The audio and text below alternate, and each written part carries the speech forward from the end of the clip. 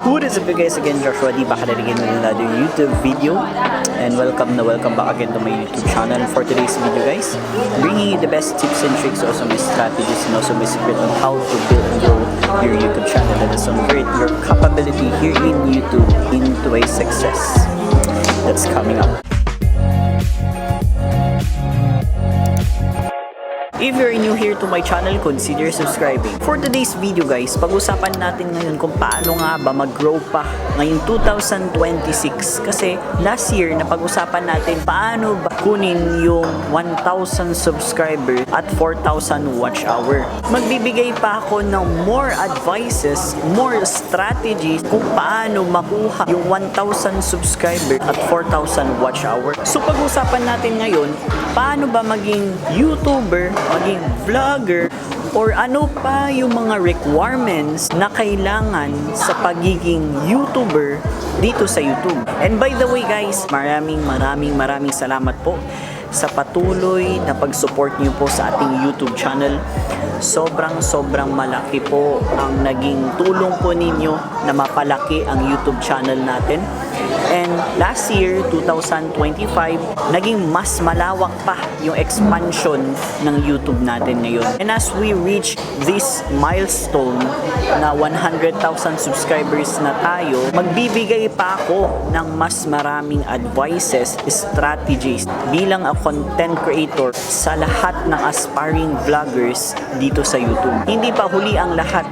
Kung gusto mong mag-start ng channel dito sa YouTube, kuha ka na. Gumawa ka na ng YouTube channel mo, mag-create ka na, get your phone already, and take a video. Ang tip number 1 natin is what you should post. Tanong mo sa sarili mo, ano nga ba yung ipopost ko sa YouTube? Anong klaseng content ang ipopost mo sa YouTube? Ilang minutes ba ang required para mag-upload sa YouTube? Kailangan mo ba ng longer video like 5 minutes, 10 minutes? Ikaw lang kasi makakasagot niyan. Pero you should take note na ang required talaga dito sa YouTube is 10 minutes above para madali mong makuha yung 4,000 watch hour na requirement ni YouTube. At dito pa, i-recommend ni YouTube sa YouTube algorithm para i-share niya sa iba't ibang content creator. In that way, magkakaroon ka ng new viewers, fresh viewers to the public na nagpo-post ka ng 10 minutes above, and YouTube will recommend your content.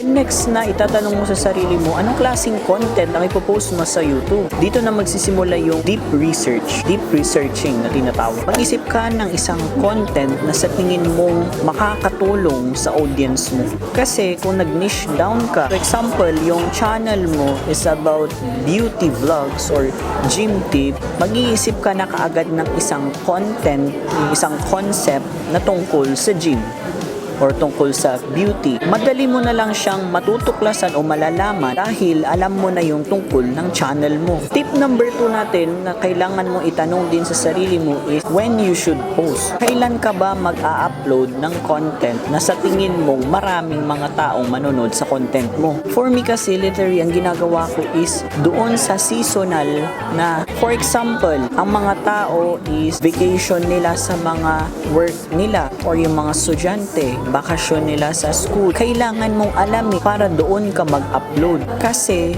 doon dumadagsa, doon nag-o-online ng mga tao. Doon nagre-research, doon sila naghahanap ng knowledge, ano man yung gusto nilang i-search sa Google or sa YouTube. Dahil kahit na mag-search sila sa Google, pag na-search nila yung content mo, i-click nila yun. Kaya, pick a schedule on posting your content. Dahil even though na everyday ka nag-a-upload, everyday ka nag-e-edit ng content, kung sa tingin mo naman na hindi siya seasonal, walang manonood sa content mo. It turns out na kapag busy ang mga tao sa labas, sa kanilang mga trabaho, sa kanilang mga pag-aaral, yung content mo stagnant. Na i-recommend nga ni YouTube, pero hindi siya napapakinabangan ng mga tao. It turns out na yung content niya hindi nagkaroon ng views, walang nanonood sa content niya, kaya dinidelete niya ito. Kaya take note guys na pick a schedule na pwede mo siyang ma-manage. At the same time, may makukuha kang advantage when you are posting ang content dito sa YouTube platform. Yung tip number 3 natin na tanungin mo ulit sa sarili mo is how to create a good content dito sa YouTube. Paano mo ngayon gagawin yan? Like the editing equipment, kailangan mong gamitin. Pero not necessary naman kasi I'm using Final Cut Pro and Vegas Pro. Kapag sa mga nagsisimula pa lang, okay lang ng editor ninyo ay iMovie, Power Director. Kasi papasok dito ang good content kung yung edit na ginagamit mo or yung pag-edit mo is maayos. Hindi siya blurred, hindi siya pixelated, at hindi siya corrupted. Pag corrupted kasi ang isang vlog or isang video, nagkakaroon siya ng static or nagkakaroon siya ng glitch sa content kapag nanonood ang mga tao. Kinakailangan mo lang i-recognize ito para magkaroon pa ng chance na i-recommend ni YouTube yung content mo. Sa tip number 4 natin, ito ulit, what camera do I use in vlogging? Dito sa camera na to, hindi mo naman kailangan yung mga mamahaling gadget, mamahaling camera na pwede kang mag-vlog dito sa YouTube. Pwede yung phone mo ngayon. Grab your phone now and take a video and post it on YouTube. Huwag kang mahihiyang mag-share ng knowledge mo dito sa YouTube.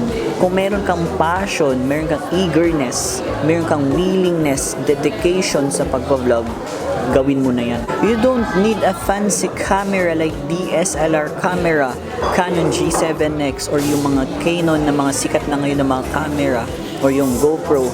Gagawin mo lang yan pag sa tingin mong ready ka na, kung alam mong na-achieve mo na ang pagiging YouTuber dito sa YouTube. Ngayon na nag-umpisa ka pa lang, isipin mo muna yung mga fundamentals, like basic fundamentals muna tayo para step by step process mo ma-accomplish yung mission mo being a content creator dito sa YouTube. Tip number 5 natin na advice na pwede kong ma-share sa inyo is, are you deciding to create a content on YouTube? Nagde-decide ka na ba na mag-create ng YouTube channel mo?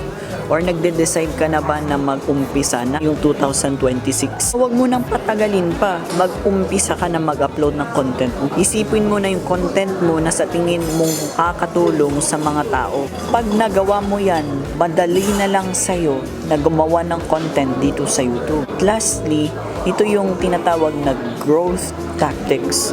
Paano ko to sinabi? Ito yung papasok dito yung collaboration or paid collaboration mo sa iba't ibang content creator. This is the most strategic way para magkaroon ka ng support. So yun lang naman yung advice na pwede kong i-share sa inyo, and maraming salamat po na nandito pa rin tayo ngayong 2026 na to, and bear with me guys. Sorry, I'm very sorry kung hindi tayo masyado nag-upload dito sa YouTube dahil busy schedule po tayo. Maraming mga prior commitments na kailang asikasuhin, kaya bear with me guys kung late yung mga scheduling ng posting natin. And of course, if this is your first time to go here in my channel and seeing my face, don't forget to comment down below and I will welcome you. So thank you very much for watching this video. Encourage one another and build each other up. Spread love and not hate. See you guys on my next vlog. Bye.